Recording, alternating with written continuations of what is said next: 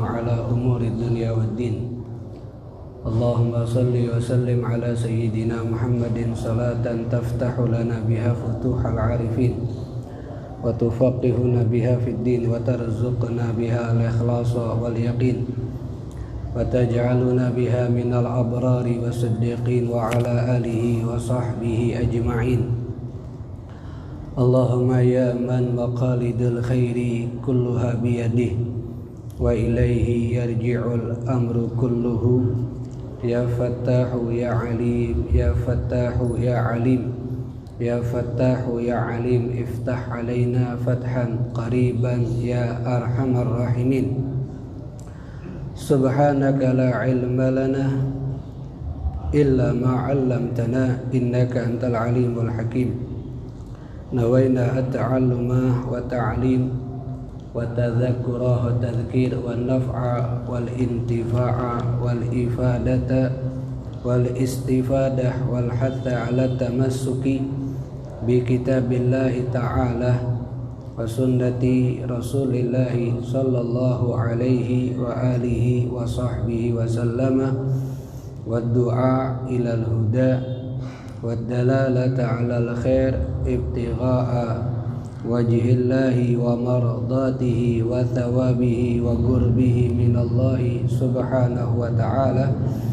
نوينا مثل ما نوى أسلافنا وشيوخنا وآباؤنا الصالحون في هذه القراءة وفي هذه الجلسة. الحمد لله. Ma'asyiral hadirin wal ikhwan rahimakumullah. Alhamdulillah, kita teruskan daripada pembacaan kitab hadis Bulughul Maram yang disusun oleh Imam Ibnu Hajar Al-Asqalani rahimahullah ta'ala. Kita masih membahas tentang permasalahan yang berkaitan dengan sholatul istisqa. Hadis yang pertama yang akan kita baca dan kita kaji pada pertemuan di malam hari ini, An Aisyah radhiyallahu anha qalat.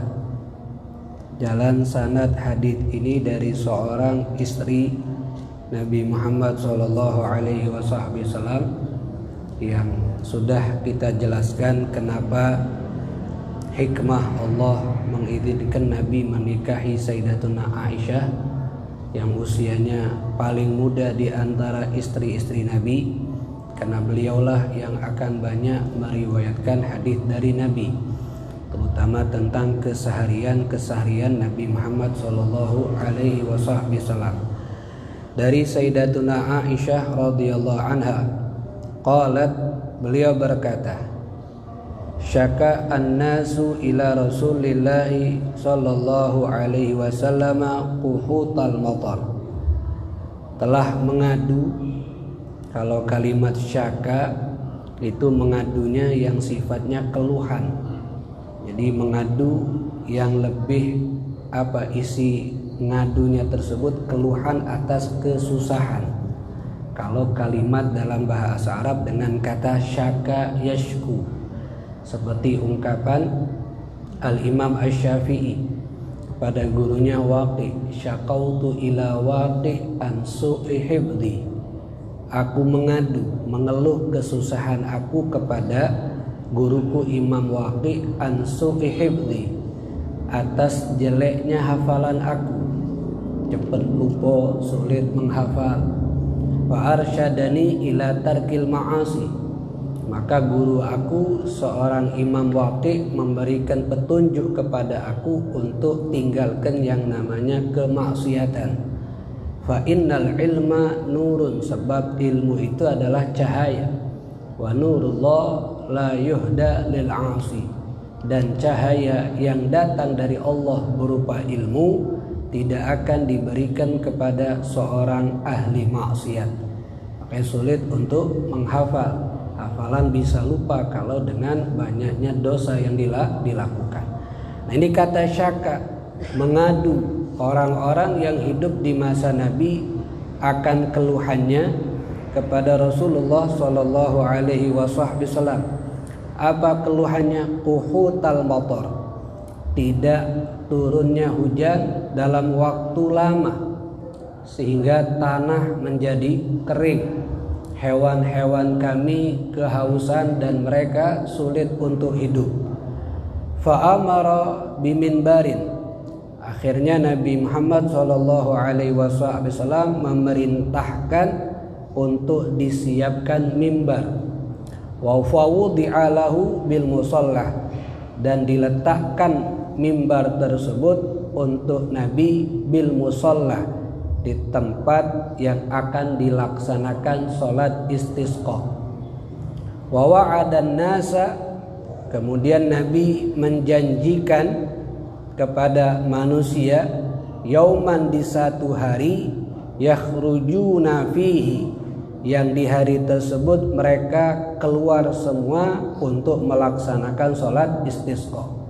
Jadi ditentukan harinya, nanti hari ini baru kita melaksanakan sholat, bukan besok, tapi ditentukan hari yang sebelum datang hari tersebut ada persiapan untuk mereka bertaubat terlebih dahulu, persiapan untuk mereka yang pernah melakukan kezaliman diminta halal, minta maaf kepada orang yang dia zalimi, kemudian perbanyak sedekah dan yang lain-lainnya daripada hal-hal yang sifatnya minta ampunan kepada Allah sebelum pelaksanaan sholat. Fa kharaja hina bada hajibus syams, dan ketika tiba hari yang ditentukan Nabi, maka beliau keluar ketika telah nampak hajibus syams, yaitu alisnya matahari. Maknanya itu matahari sudah benar-benar nampak, matahari sudah benar-benar jelas. Faqa'ada 'alal mimbar, kemudian Rasulullah sallallahu alaihi wasallam selesai melaksanakan salat, beliau duduk di atas mimbar. Fakabbara, duduk di sini bukan berarti khutbah duduk, tapi beliau duduk mimbar kemudian berdiri. Fakabbara, kemudian Nabi membaca takbir, wa hamidallah, dan membaca tahmid. Tsumma qala, kemudian beliau berkata, innakum syakautum jadba diyarikum, sesungguhnya kalian telah mengeluh akan jadba diyarikum. Jadba diyarikum itu lamanya tidak turun hujan sehingga tanah-tanah kalian menjadi kering, hewan-hewan ternak kalian susah untuk hidup. Waqad amarakumullah, dan telah benar-benar Allah subhanahu wa ta'ala memerintahkan kalian antad'uhu, untuk kalian berdoa kepada Allah. Wa wa'adakum, dan Allah telah menjanjikan kepada kalian ayyastajiba lakum, akan mengijabahkan untuk kalian doanya kalian.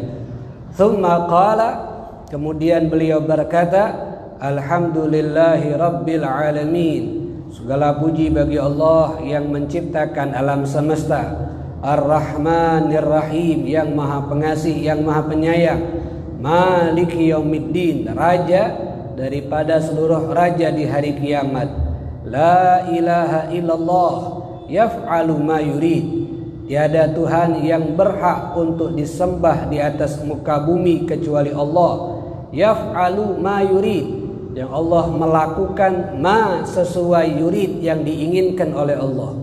Allahumma antallah, ya Allah engkau adalah Allah. La ilaha illa anta, yang tiada Tuhan kecuali engkau. Antal ghaniyyu, engkau maha kaya. Wa nahnul fuqara, dan kami orang yang fakir, kami orang yang butuh denganmu. Anzil alaina, maka turunkanlah alaina kepada kami, al-ghaitha, yaitu hujan.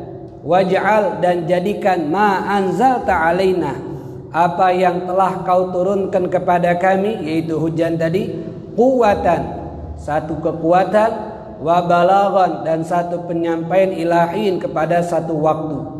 Maknanya kalimat yang diungkapkan Nabi tadi, turunkanlah kepada kami air hujan yang memberikan manfaat kepada kami, yang air tersebut menjadi sebab tumbuhnya tumbuh-tumbuhan, yang bisa menjadi rezeki buat kami, yang bisa menjadi kekuatan hidupnya kami dan kecukupan dalam kehidupan kami sampai beberapa waktu. Tsumma rafa'a yadayh, kemudian beliau mengangkat yadaihi, kedua tangannya, falam yazal, dan selalu mengangkat kedua tangannya, hatta sehingga ru'ya, kelihatan, bayadu ibtaihi, putihnya kedua ketiak Nabi Muhammad sallallahu alaihi wasallam. Tsumma, kemudian hawala, membalikkan, ilan nas, kepada manusia, dhahrahu, punggungnya, wa qallaba, dan membalikkan, ridaahu, sorbannya, wa huwa rafi'un yadaih, dan keadaan beliau sedang mengangkat kedua tangannya. Tsumma aqbala 'alan nas, kemudian menghadap kembali kepada manusia, wa nazala, dan turun dari mimbar, wa shalla rak'atain, kemudian salat 2 rakaat, fa ansya'allahu ta'ala, kemudian Allah memulai sahabatan, adanya awan, fara'adat yaitu awan yang mengeluarkan suara guru, ra'ah, suara guru, wa barakat, dan adanya kilat, ya, adanya petir, adanya kilat. Tsumma amtarat, kemudian turunlah air hujan. Rawahu Abu Daud, hadits riwayat Imam Abu Daud. Wa qala gharib, dan kata Imam Abu Daud, hadits ini adalah disebut dengan derajat hadits gharib. Wa isnaduhu jayyid, dan sanadnya hadits ini adalah jayyid, bagus. Ini hadits, ma'asyiral hadirin rahimakumullah, tentang permasalahan ketika ada orang-orang yang datang kepada Nabi Muhammad sallallahu alaihi wasallam di kota Madinah, yang mereka mengeluh lamanya tidak turun hujan, sehingga air menjadi kering, air menjadi susah untuk didapatkan, tanah menjadi kering, tumbuhan pada mati, hewan-hewan pun juga tidak bisa makan karena tidak ada tumbuhan yang dimakan oleh hewan. Sehingga mereka meminta kepada Nabi agar dilaksanakan yang namanya sholat istisqa. Akhirnya Rasulullah sallallahu alaihi wasallam menjanjikan kepada mereka, nanti di hari ini kita keluar di tempat untuk kita melaksanakan sholat istisqa. Bahkan Nabi minta persiapkan mimbar di tempat tersebut, karena beliau akan berkhutbah di atas mimbar tersebut. Nah, ketika sudah datang harinya, Rasulullah sudah ada di atas mimbar, beliau memuji Allah, kemudian beliau pun juga berdoa kepada Allah Subhanahu wa ta'ala, yang setelah itu melaksanakan sholat. Ini dalam riwayat sholat istisqa itu pelaksanaan khutbahnya seperti sholat id setelah pelaksanaan sholat. Ini terkadang Nabi melaksanakannya dalam riwayat ini setelah khutbah dulu baru sholat. Kemudian ketika sholat selesai itu ada awan mendung, kemudian suara guru, kemudian kilat, dan turunlah hujan. Ini hadis pertama, kata ulama, yang bisa kita ambil faedah atau hukum dari hadis ini, al-iltija ila kabiril qaum inda husuli syada'id. Mengeluhlah kalau kita mengalami kesusahan kepada pemimpin ataupun orang yang terpandang di daerah tersebut. Tapi pembesar atau orang yang terpandang itu yang punya kedudukan di sisi Allah Subhanahu wa ta'ala, agar mereka bisa mendoakan atas kesusahan yang kita alami biar cepat selesai, dan juga mereka juga bisa memberikan ketenangan di saat kita mengalami kesusahan tersebut. Nah, sahabat tepat, mereka mengalami kesusahan sehingga mereka datang mengadu Nabi Muhammad sallallahu alaihi wasallam, sehingga Nabi tenangkan mereka, nanti kita keluar sholat istisqa. Akhirnya mereka tenang. Kenapa? Ada jawaban dari Nabi, biar turunnya hujan walaupun diajak sama-sama untuk pelaksanaan sholat istisqa. Itu yang pertama, boleh mengeluh akan kesusahan kita kepada orang yang punya kedudukan di sisi Allah, tidak masalah kalau tujuannya mencari solusi, kalau tujuannya minta didoakan. Kemudian yang berikutnya, yang kedua dari hadis ini faedah, dianjurkan atau disyariatkan bagi seorang pemimpin untuk ikut keluar juga ke tempat pelaksanaan sholat istisqa, sama-sama meminta kepada Allah Subhanahu wa taala agar diturunkan hujan. Bahkan penentuan hari untuk pelaksanaan sholat istisqa itu yang menentukan lebih berhak adalah seorang imam. Seorang imam, dan mempersiapkan kepada rakyatnya untuk persiapan diri di hari itu kita sholat. Saat ini kalian taubat, saat ini kalian minta ampun, saat ini kalian sedekah, saat ini tinggalkan kezaliman yang kalian lakukan, agar nanti ketika waktu tiba sholat istisqa kita benar-benar sudah dalam keadaan meninggalkan dari perbuatan dosa, agar cepat apa yang kita minta dikabulkan oleh Allah Subhanahu wa ta'ala. Ini satu pelajaran dari syariat Islam. Kalau doanya kita ingin cepat dikabulkan oleh Allah, ingin cepat diijabahkan oleh Allah, dalam artian apa yang kita minta sesuai itu yang diberikan oleh Allah, maka harus kita tinggalkan terlebih dahulu ke dosa-dosa yang pernah kita lakukan. Kalau pernah berbuat zalim, selesaikan dulu kezaliman itu dengan meminta maaf, meminta halalnya, meminta ridhonya, kemudian taubat dengan taubatan nasuha, kemudian perbanyak ibadah. Maka ketika kita meminta kepada Allah, maka apa yang kita minta itu akan langsung dikabulkan oleh Allah Subhanahu wa ta'ala. Itu caranya Nabi.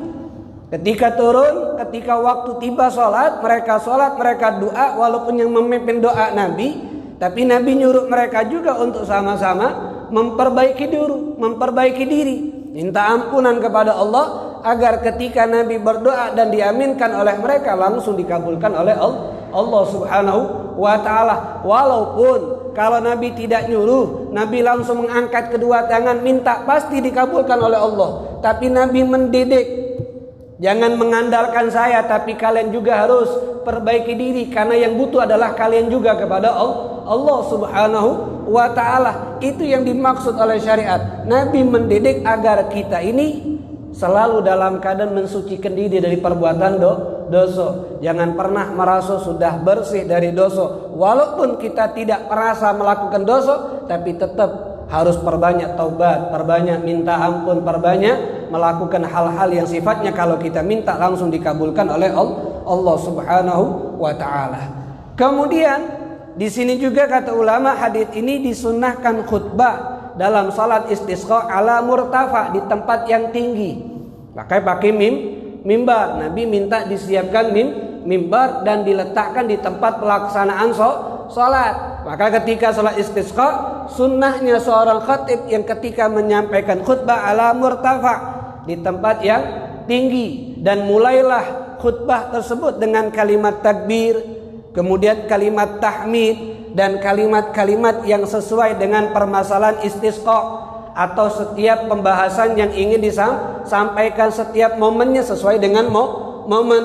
Itu yang terbaik dalam menyampaikan khutbah. Kemudian jawazu tikrarul hamd, tidak dipermasalahkan mengulangi kalimat alhamdulillah di dalam khutbah salat istisqa. Misal seorang khatib alhamdulillah diulangi sebanyak 3 kali ataupun lebih, tidak menjadi satu permasalahan, sebab Nabi pun juga dalam khutbah istisqa mengulangi kalimat tahmid.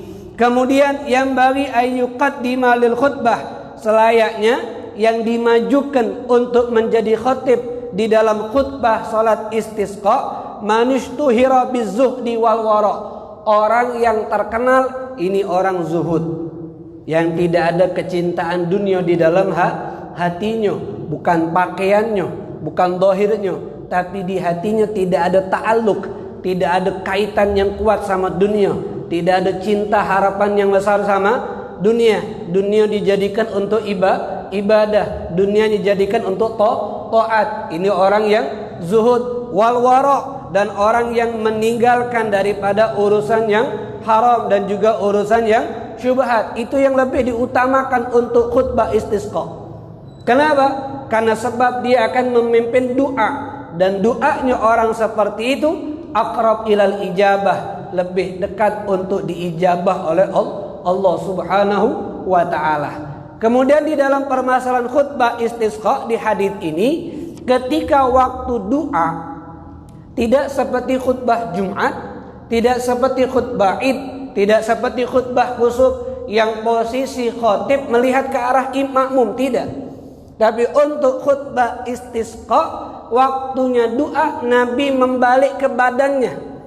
Yang tadinya dada Nabi menghadap ke arah sahabat, ketika waktu doa dadanya Nabi dihadapkan ke arah kiblat dan bonggongnya Nabi yang diarahkan ke arah sahabat. Nabi membalik ke badannya ketika waktu doa di dalam khutbah istisqa dan mengangkat kedua tangannya dengan hebat.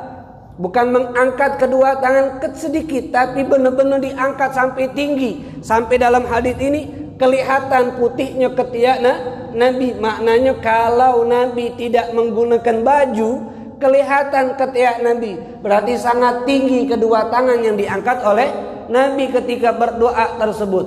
Kemudian wahawwala ridaahu, beliau pun juga merubah sorban yang beliau pakai. Merubah keadaan sorban, tergantung sorban yang dipakai. Kalau semisal ini, yang ininya ada di bagian kiri, dirubah. Ini yang ke kanan sekarang. Ini yang ke kanan, dirubah keadaan. Atau kalau dia pakainya lurus, maka ini yang di bawah, ini yang diturun, ini naik ke atas. Dirubah keadaan sorban yang dia pakai. Itu kalau yang pakai sorban. Saat itu Nabi Muhammad menggunakan sorban. Terus bagaimana? Apakah makmum tidak mengikuti keadaan seperti itu? Juga sunnah bagi seorang makmum yang hadir dalam salat istisqa, yang mendengar khutbah istisqa, saat imam merubah keadaannya menghadap ke arah kiblat ketika doa dan merubah pakaian ridanya. Kita yang tak pakai rida gimana? Robah peci kita, geser ke sedikit baik. Tak mungkin baju. Kenapa Nabi Muhammad tidak merubah bajunya? Karena sulit. Banyaknya gerakan yang akan dipakai dan akan memakan waktu. Maka yang dirubah keadaan adalah sorban. Kalau yang pakai sorban, kalau yang tidak pakai sorban, ya putar ke sedikit pecinya. Kenapa Nabi Muhammad melakukan itu? Tafaulan, ada harapan. Sebab kita ingin dirubah keadaan yang tadinya lama tidak turun hujan, jadi turun hujan. Itu maknanya. Bukan hanya ini, bukan berarti dengan merubah sorban akan turun hujan, tidak. Ini harapan dalam artian sesuatu akan Allah berikan kalau kaum tersebut sudah merubah keadaannya. Kalau kaum tersebut belum merubah keadaannya, maka tidak akan diberikan oleh Allah Subhanahu wa taala.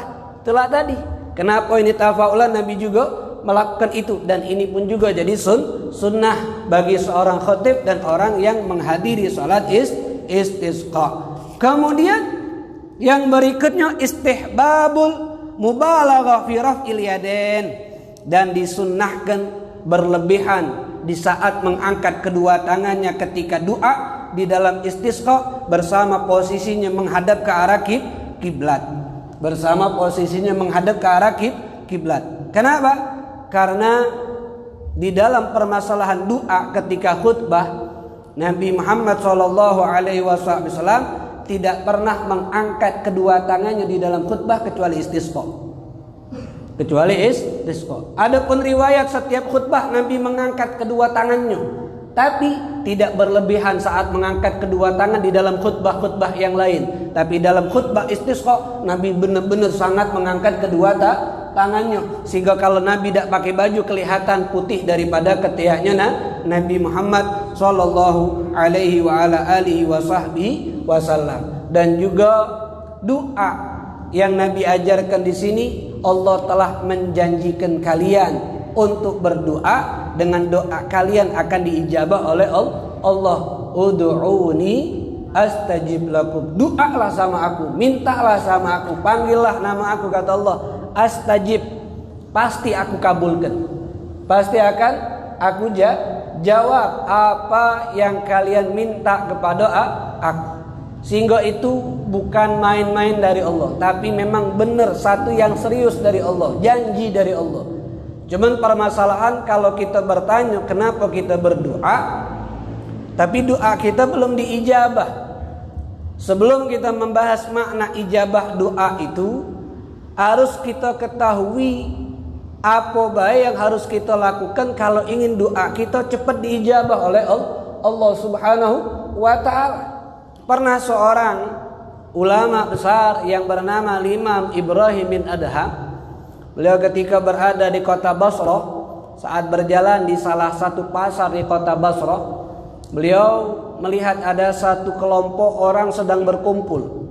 Mereka sedang bermusyawarah, mereka sedang bincang-bincang tentang masalah yang mereka alami. Yang mereka alami permasalahannya sama.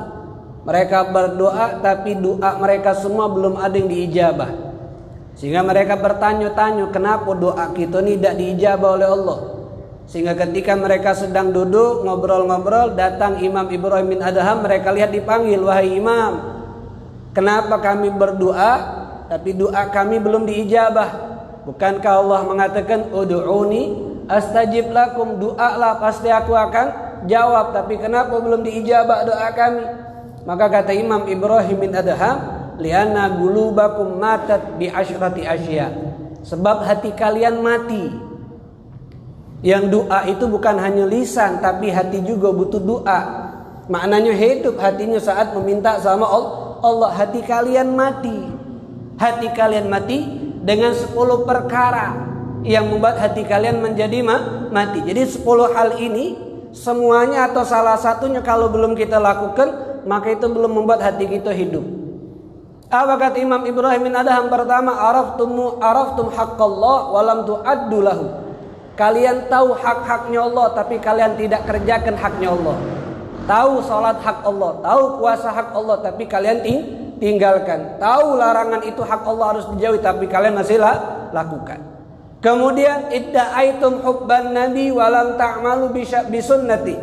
Kalian mengaku cinta sama Nabi Muhammad tapi tidak mau menghidupkan syariatnya. Mengaku cinta sama Nabi Muhammad tapi tidak mau mengikuti ajaran yang diajarkan oleh Nabi Muhammad, maka itu yang membuat hati kalian menjadi mati. Kemudian yang ketiga yang berikutnya kata Imam Ibrahim bin Adham, qara'tumul Qur'an wa lam ta'malu bih. Kalian baca Al-Qur'an, bagus bacaan Al-Qur'an kalian, bahkan hafal, tapi tidak mengamalkan isi kandungan Al-Qur'an. Itu yang membuat hati menjadi mati. Kemudian yang berikutnya kata Imam Ibrahim bin Adham, kalian tahu akan nikmat Allah tapi kalian tidak mensyukuri nikmat Allah Subhanahu wa ta'ala. Tidak digunakan nikmat untuk taat, tidak digunakan nikmat untuk ibadat. Kemudian yang berikutnya kata Imam Ibrahim bin Adham, kalian mengaku syaitan adalah musuh kalian tapi kalian masih berikan makan sama syaitan. Ngaku syaitan musuh tapi masih dikawani, masih didekati, bukan dijauhi, bukan dihindari. Itu yang membuat hati menjadi mati. Kemudian kalian mengaku ingin masuk ke dalam surga tapi tidak ada amal yang membuat kalian masuk ke dalam surga. Hanya sekedar keinginan tapi tidak ada amal yang membuat masuk ke dalam surga. Yang berikutnya, kalian mengaku takut akan neraka tapi masih melakukan amalan-amalan yang menjatuhkan ke dalam neraka. Kemudian yang berikutnya, kalian sibuk melihat kejelekan orang tapi lupa dengan kejelekan diri sendiri. Sibuk melihat aibnya orang lain tapi lupa melihat aibnya diri sendiri. Kemudian yang berikutnya kata Imam Ibrahim bin Adham, dafantumul amwat. Kalian ikut mengantar jenazah, ikut menguburi jenazah, walam ta'tabirulaha, tapi tidak diambil pelajaran saat ngantar dan ikut menguburi. Kelakar, penesan, ngomongi dunia, bukan mengambil pelajaran, kaki aku bakal mati. Kemudian kalian tahu kematian akan datang tapi tidak ada persiapan untuk menyambut kematian tersebut. 10 hal ini kata Imam Ibrahim bin Adham membuat hati kalian menjadi mati. Sebab itu doa kalian lama diijabah oleh Allah Subhanahu wa ta'ala. Sehingga kata ulama, kalau wong itu selamat dari perbuatan dosa dalam kehidupannya, kemudian jauh daripada yang diharamkan oleh Allah dalam harta, makanan dan minumannya, maka pasti doa dia diijabah. Makna ijabah, ada orang itu yang diijabah apa yang dia minta, plek yang dikasih oleh Allah. Ada dia minta sesuatu tapi bukan apa yang dia minta yang diberikan oleh Allah, diganti dengan yang lain. Ada juga makna ijabah, apa yang dia minta tidak dikabulkan tapi dijauhkan dari hal jelek, dijauhkan dari musibah, dijauhkan dari bencana. Itu makna doa diijabah oleh Allah Subhanahu wa ta'ala. Ada yang tidak Allah berikan di atas dunia tapi Allah simpan dan nanti akan diberikan di hari kiamat. Maknanya Allah tidak melanggar janji bagi orang yang berdoa. Dalam riwayat terkadang kenapa orang mukmin yang soleh, yang takwa, yang dekat sama Allah, kalau minta tidak langsung cepat Allah berikan. Tapi kalau orang yang tidak taat, bahkan orang kafir, minta langsung Allah berikan dengan segera. Dalam riwayat disebutkan karena Allah malas mendengar orang-orang yang tidak taat kepada Allah, malas mendengar suaranya orang-orang yang tidak beriman kepada Allah. Kalau urusan dunia yang mereka minta, Allah sampai ke sama malaikat, cepat-cepat jui sama dia, tidak minta lagi karena aku malas dengar suara dia. Jadi kalau kita minta, keadaan kita masih penuh dengan dosa, diinjak oleh Allah, jangan bangga doa kita dikabulkan, takutnya Allah malas dengan suara kita. Kalau urusan dunia. Tapi kalau orang mukmin minta, kenapa lambat diijabah? Karena Allah ngomong sama malaikat, jangan ninjuk kedukin, aku senang dengan suara dia. Biar dia minta terus sama aku, biar aku dengar suara dia terus. Jadi beruntung kalau kita berdoa belum diijabah, husnudon, mungkin Allah dengar suara kita senangnya. Allah nunggu terus bahwa kita minta sama Allah Subhanahu wa ta'ala. Jangan maksa minta dikabulkan, tapi perbaiki diri kalau ingin cepat dikabul oleh Allah Subhanahu wa ta'ala. Itu adab doa yang diajarkan oleh Nabi besar Muhammad sallallahu alaihi wa ala alihi wasallam. Jadi ini subhanallah cara khutbah istisqa dan adab di dalam berdoa. Wa qissatut tahwil, dan kisah perubahan rida tadi, arah apa, masalah arahnya atau peletakannya, fi sahih, dalam hadis yang sahih, min hadits Abdullah bin Zaid, dari hadits Abdullah bin Zaid. Wa fi, dalam hadis tersebut ada kalimat fatawajjaha ilal qiblah, Nabi menghadap ke arah kiblat, yad'u, berdoa, thumma shalla rak'atain, kemudian salat 2 rakaat, jahara fihima bil qiraah, mengeraskan dalam 2 rakaat tersebut bacaan salatnya. Walid Daruqutni, dan dalam riwayat Imam Daruqutni, min mursal, dalam hadis mursal, Abi Ja'far Al-Baqir, ayahnya Ja'far yang bernama Al-Baqir. Wa hawwala ridaahu, merubah ridanya, liyatahawwala al-qahtu, agar berubah kesusahan menjadi kemudahan. Dalam riwayat yang lain, yaitu berarti jelas banyak riwayat tentang permasalahan merubah keadaan dari menghadap makmum menghadap kiblat, merubah rida yang ke bawah naikkan ke yang tadi ini depan, pindah ke belakang, yang tadi di kiri pindah ke kanan. Itu hadisnya sahih. Ada beberapa riwayat yang terakhir hadis mursal dari Abi Ja'far Al-Baqir. Al-Baqir ini nama aslinya Muhammad, gelarnya Al-Baqir, kunyahnya Abi Ja'far, ayahnya Ja'far, sebab dia punya anak Ja'far As-Shadiq. Nama asli beliau Muhammad, gelarnya Al-Baqir. Beliau ini anak Al-Imam Ali Zainul Abidin. Imam Ali Zainul Abidin anaknya Al-Imam Husain. Imam Husain anaknya Al-Imam Ali dan Sayyidatuna Fatimah, cucu Rasulullah sallallahu alaihi wasallam. Imam Muhammadul Baqir ini walaupun tidak menemui buyutnya Nabi, tapi Nabi nitip salam sama sahabat untuk Al-Imam Muhammad Al-Baqir. Dari sahabat Jabir bin Abdullah, disebutkan dalam kitab Syarah Al-Ainiyah Al-Habib Ahmad Ibn Zaid Al-Habsyi.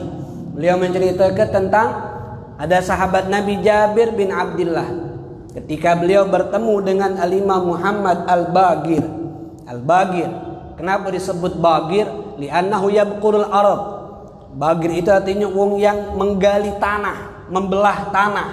Makanya sapi disebut baqarah, karena membajak tanah, biasa digunakan untuk membajak sawah. Tapi beliau itu bukan seperti sapi. Maknanya kenapa? Karena yabqurul ilm, beliau itu menggali ilmu, membelah ilmu sehingga beliau termasuk wong yang sangat menguasai ilmu, maka disebut dengan al-bagir. Orang yang membelah dan menggali ilmu seperti orang yang menggali dan membelah tanah. Nama aslinya adalah Muhammad.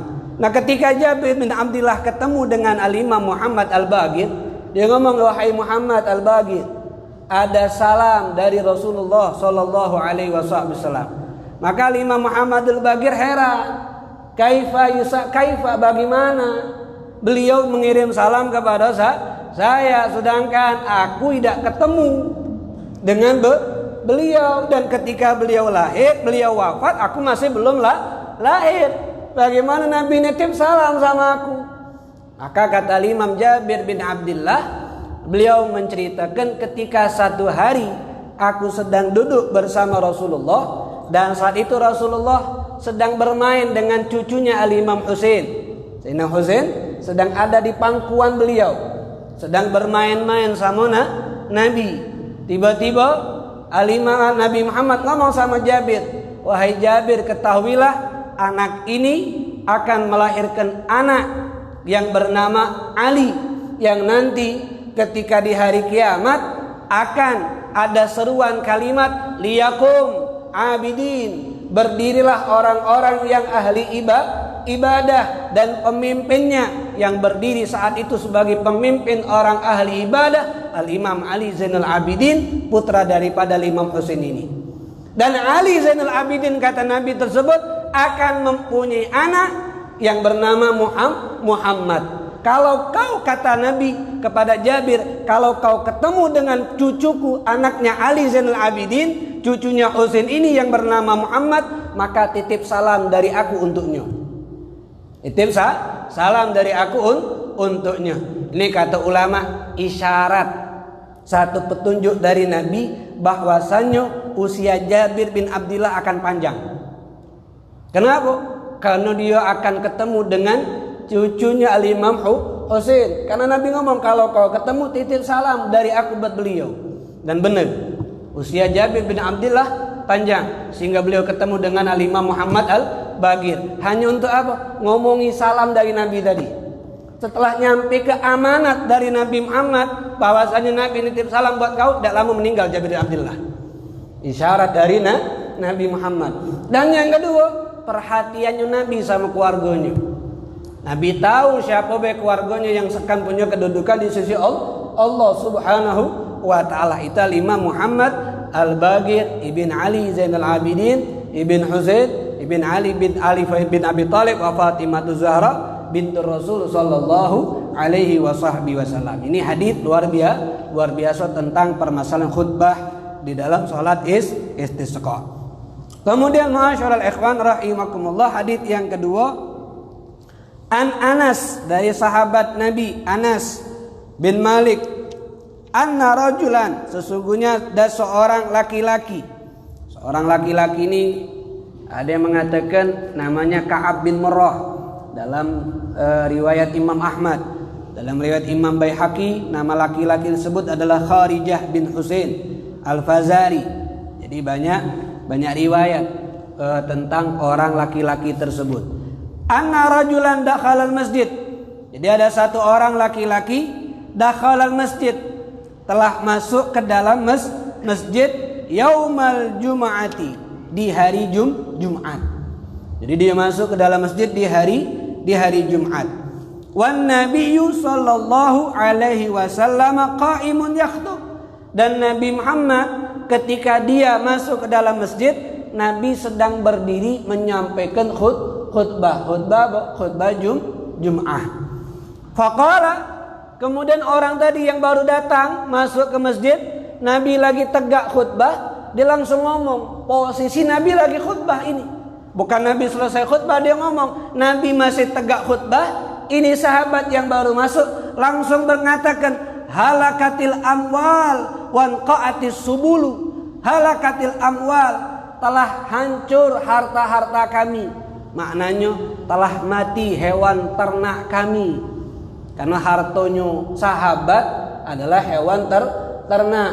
Hewan ternaknya banyak mati. Kalau hewan ternaknya banyak mati, maka tidak ada sesuatu yang bisa menghidupi kehidupan kami. Makanya mereka sebut halakatil amwal, hancur harta kami. Wanqa'atis subul, dan terputus jalan-jalan. Maknanya terputus jalan, habisnya jalan yang dilakukan oleh manusia untuk mereka mendapatkan makanan. Kenapa? Karena tanah kering, sehingga tidak kati makanan yang jual di pasar, tumbuhan pun tidak bisa kami dapatkan lagi, hewan pun tidak ada. Wanqa'atis subul, terputus jalan untuk kami hidup, kata sahabat tersebut. Fad'ullaha, maka berdoalah engkau wahai Rasulullah kepada Allah Subhanahu wa taala, yughithna, agar Allah memberikan hujan kepada kami. Farafa'a yadeh, tiba-tiba Nabi ngangkat kedua tangannya. Semoga kemudian Nabi berdoa, Allahumma aghithna, Allahumma aghithna, ya Allah turunkan hujan, ya Allah turunkan hujan. Ini hadis. Permasalahannya apa kata ulama? Apa yang kemarin di minggu lalu sempat saya bahas? Apa dalam masalah minta hujan istisqa, tidak harus dalam salat istisqa, boleh di dalam khutbah Jumat. Ini termasuk Nabi melakukan dalam khutbah Jumatnya doa minta diturunkan hujan. Yang sempat saya bahas, walaupun tidak adanya permasalahan kering air di tempat kita, tapi bagi khatib masa setiap Jumat ada doa minta diturunkan hujan. Kenapa? Mungkin di daerah lain lama tidak turun hujan, dengan doa kita tempat tersebut jadi dikabulkan oleh Allah Subhanahu wa taala. Dan ini satu riwayat, boleh, tidak masalah di antara doa-doa dalam khutbah Jumat diselipkan kalimat minta diturunkan hujan dari Allah Subhanahu wa taala. Kemudian ini hadis juga tidak permasalahan jawazus siyah, bolehnya kita ngangkat suara di dalam masjid kalau ada hajat yang memang harus diselesaikan. Sahabat tadi masuk nyengit dia, tidak mungkin ngomong lembet, tidak mungkin ngomong pelan, karena posisi Nabi sedang berdiri khutbah. Dia baru masuk, tiba-tiba ngangkat suaranya ngomong, halakatil amwal wanqa'atis subul fad'ullah yughithna.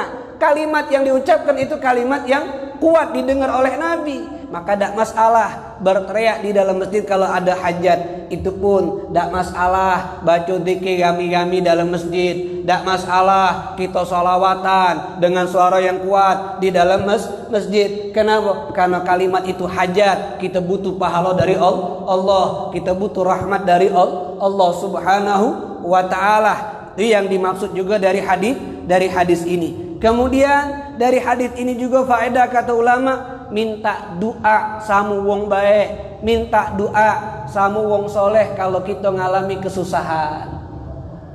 Susah apa be? Bukan hanya masalah lama dak turun hujan. Susah dalam segala hal yang kita alami.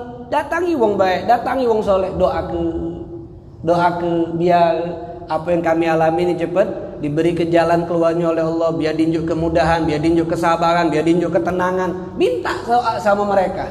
Minta juga nasihat kepada mereka, wong baik, wong soleh, wong yang dekat sama Allah Subhanahu wa ta'ala. Cuman beradab, jangan mentang-mentang maju ini kayak lupa adab gitu nih. Wah, datang sama wong soleh, jingok waktunya tengah dalu kamu datang, kaget dukin.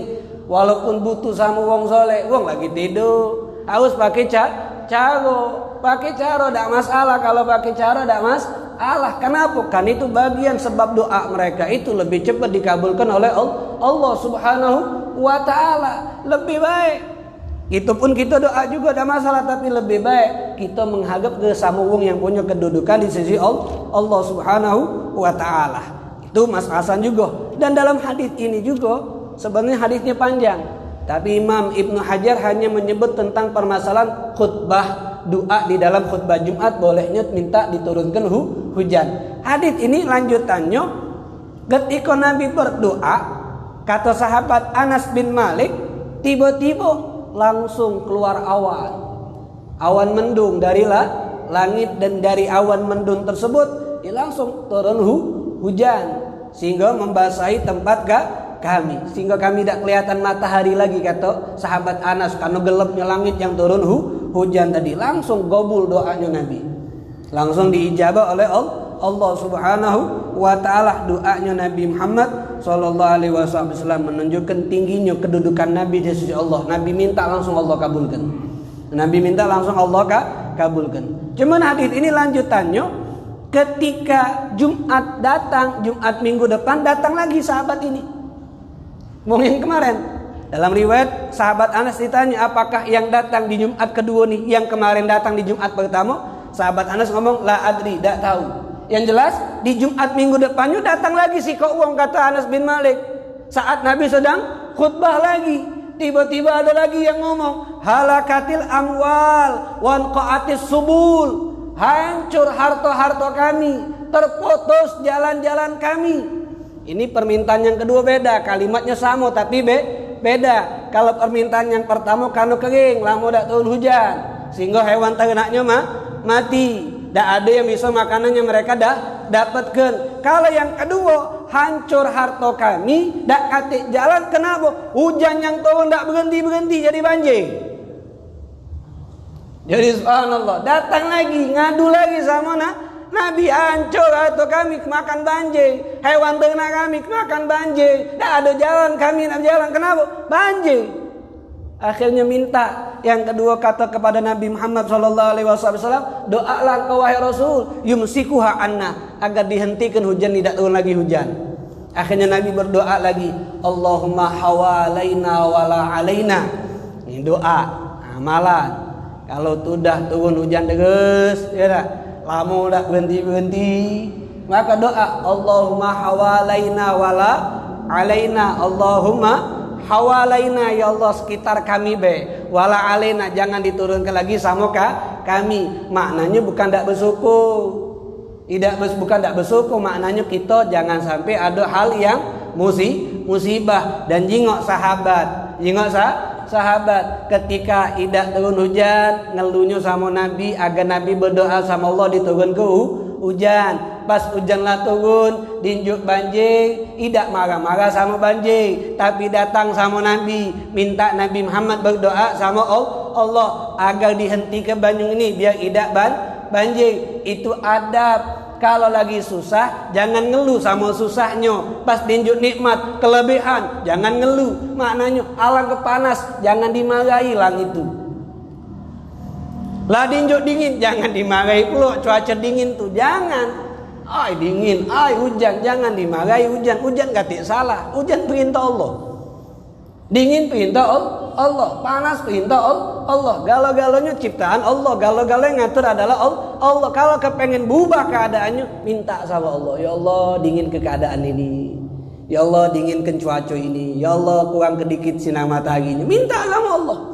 Itu sahabat ngadu sama Nabi, kebanjiran. Akhirnya Nabi doa lagi, Allahumma hawalaina wala alaina. Dan ini amalan boleh kita pakai, boleh kita baca. Kalau emang lama turun hujan takut banjir, baca Allahumma hawalaina wala alaina, Allahumma hawalaina wala alaina. Itu kelanjutan hadis tersebut. Intinya sahabat itu mereka kalau ada permasalahan, ada keluhan, datang sama Nabi besar Muhammad sallallahu alaihi wa ala alihi wa sahbihi wasallam. Jadi Nabi Muhammad itu dalam doa, kata ulama, Nabi tidaklah menghentikan air hujan.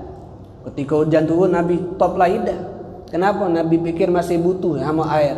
Sampailah kira-kira memang sudah keadaan darurat, datang wong ngeluh lagi banjir, baru Nabi minta kepada Allah Subhanahu wa taala agar tidak lagi diturunkan hujan. Bukan marah kepada banjirnya, tapi minta kepada yang memberikan air tersebut, itu Allah, agar ditahan, agar nikmat tersebut masih selalu diberikan oleh Allah Subhanahu wa taala. Jadi luar biasa etika atau adab yang dicontohkan oleh Nabi Muhammad sallallahu alaihi wasallam. Jadi hadis ini kalau dalam permasalahan fikihnya boleh bagi seorang khatib ataupun dalam sholat kita minta diturunkan hujan walaupun tidak pakai sholat istisqa. Karena ini cara yang termasuk salah satu cara minta diturunkan hujan oleh Allah Subhanahu wa taala. Mudah-mudahan ya kita termasuk wong yang selalu butuh sama Allah. Jangan pernah lepas untuk minta sama Allah. karena tempat ngadunya kita adalah Allah Subhanahu wa taala. Wallahu taala alam bisawab. Bismillahirrahmanirrahim.